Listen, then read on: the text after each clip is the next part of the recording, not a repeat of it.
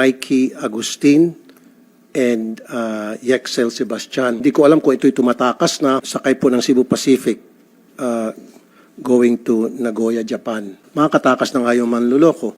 Matapos dumugi ng reklamo ang kilalang toy collector na si Yexel Sebastian at kasintahan nito na si Mikey Agustin dahil sa 200 million pesos umanong nakuha para sa investment scheme na ipinarating sa programa ni Senator Raffy Tulfo ay binanggit na ito ng senador sa Senado. May nakakita umano kay Agustin at Sebastian na lumipad papunta ng Japan. Palaisipan kung tumakas na ito o manghihikayat na naman umano sa mga bagong investors ayon kay Tulfo. Nung Friday po, na i-on air sa programa ko sa Wanted sa radyo, itong magkasintahan, sikat po ito, si Mikey Agustin and Yexel Sebastian. Daan-daan libong milyong piso na, hundreds of millions of pesos na po ang na-scam nila, investment scam. And baka abutin nga po sa billions of pesos na.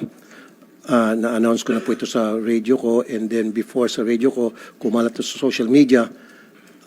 Kanina po, meron akong kakilala na kasabay niya sa aeroplano itong dalawang magkasintahan, sakay po ng Cebu Pacific going to Nagoya, Japan.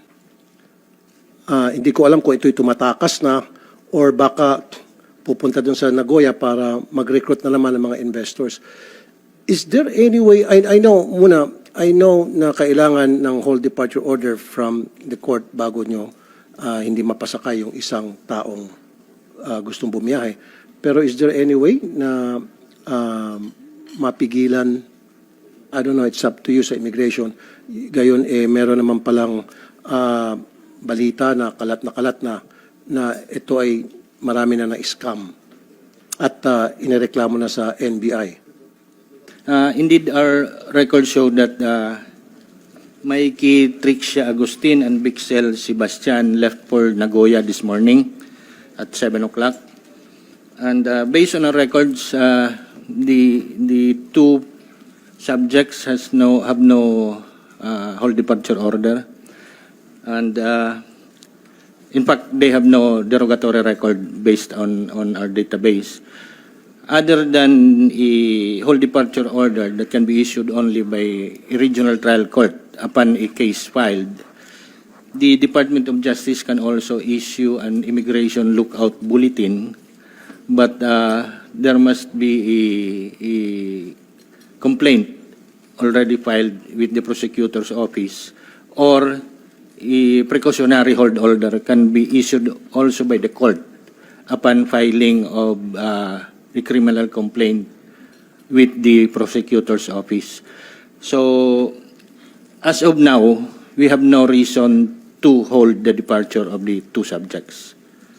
Okay, ito siguro tanong ko kay Secretary Remulla, kasi many years ago, I know na yung Secretary ng DOJ pwede mag-issue ng whole departure order, if I'm not mistaken, Secretary Remulla, upon the recommendation of the NBI dahil meron ng case na i-file against kung sino man yung mga tao na i-file po sa kanila. Sir, ang pwede lang ho namin gawin ay lookout bulletin lang po. Nagkaroon po ng kaso ito nung araw, nung panahon ni Secretary De Lima. At dumating po ito sa Korte Suprema. At hanggang lookout bulletin lang po ang aming pwedeng gawin. Kasi yung right to travel po yung ating tinitingnan. Ngunit kung gagawa po tayo ng batas na magkakaroon po tayo ng ibang pagsusuri sa mga taong may kaso o dapat kasuhan, maaari po nating panghawakan pa yung mga tao. Pero sa ngayon po, kailangan igalang po natin yung right to travel na sa saligang batas. Tama po. Kanina kausap ko nga po yung legis group ko para pag-aralan yung possibility na kapag halimbawa putok na sa social media, putok na sa buong bansa na ito'y marami na naloko, siguro payagan yung Secretary ng DOJ na magpalabas ng whole departure order kasi yung pagsampa ng kaso sa piskal, mahabang proseso yan, Mr. Chair, and then iraraffle pa yan papunta sa judge, makakatakas na nga yung manluloko. Ako si Luan Peñano para sa Eye of the Nation ng iNews Pasig.